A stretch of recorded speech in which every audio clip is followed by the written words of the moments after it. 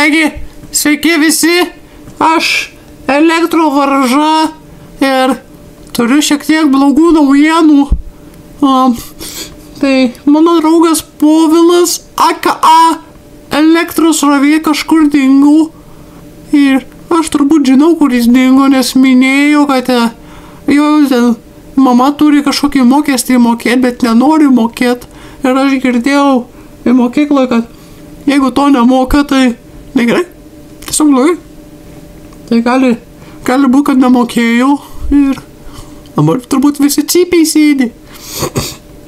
Arba gali būti, kad Herkus Šimonis, tas maištininkas niekšas pasitirbėjo čionais. Nu, bet kol jis neatsiras, mano geras draugas Povilas, tol jokio naujo videoso nedarysiu, dėja. Taigi, kito karto čia buvo Elektrovarža iš Elektro įtampų.